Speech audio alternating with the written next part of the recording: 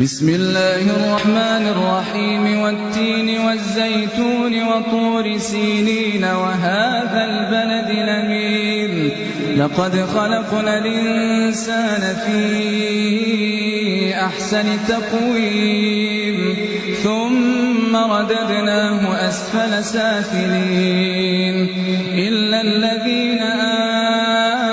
آمنوا وعملوا الصالحات فلهم أجر غير ممنون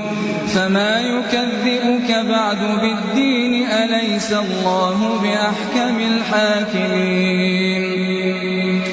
بسم الله الرحمن الرحيم اقرأ باسم ربك الذي